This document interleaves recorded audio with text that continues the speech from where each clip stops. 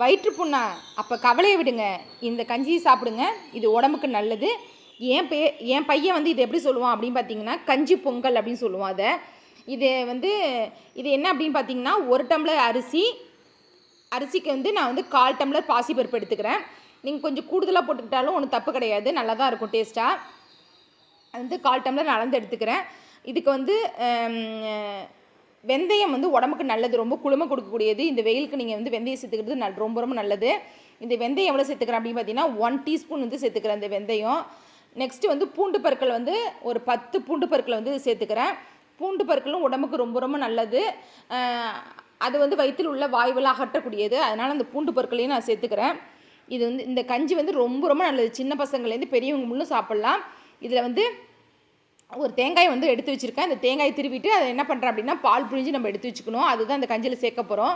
இப்போ இதை நம்ம என்ன பண்ண போகிறோம் அப்படின்னா, இதுக்கு தேவையான அளவு தண்ணி அப்படின்னு பார்த்திங்கன்னா, நான் 1க்கு 4 டம்ளர் தண்ணி வச்சுருக்கேன்.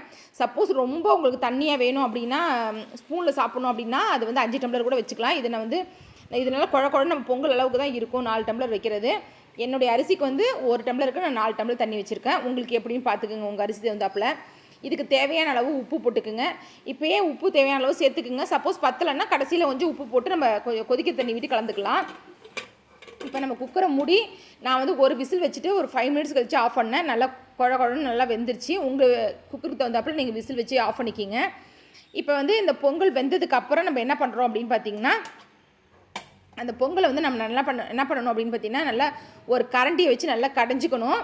இப்போ நான் தேங்காய் திருவி வச்சுருக்கேன்னா இதுக்கு பால் புளிய போகிறேன். தேங்காய் வந்து தேவையான அளவு கொஞ்சம் வார்ம் வாட்டரை விட்டு நீங்கள் வந்து பிழிஞ்சு பால் எடுத்துக்குங்க. இந்த பொங்கல் நல்லா வெந்துருச்சு. இந்த ஒரு மத்தோக்கில் கரண்டியை வச்சு நல்லா மசிச்சு எடுத்துக்குங்க. அப்போ தான் வந்து சேர்ந்தாப்பில் இருக்கும் உங்களுக்கு. இந்த வெந்தயம் வந்து உடம்புக்கு நல்லதுங்க, ரொம்ப ரொம்ப நல்லது.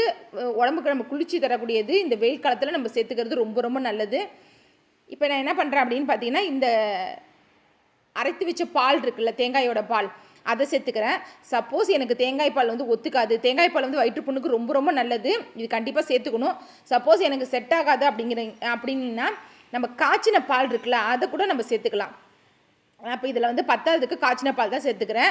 நீங்கள் திக்கான தேங்காய் பால் சேர்த்துக்கிறது ரொம்ப ரொம்ப நல்லது. நான் ஆளுக்கு நம்ம வந்து ஒரு 4 கரண்டி 5 கரண்டி அப்படி தான் எடுத்துக்க போகிறோம். அப்போ வந்து இது வந்து உங்களுக்கு ஒன்றும் கெடுதல் பண்ணாது.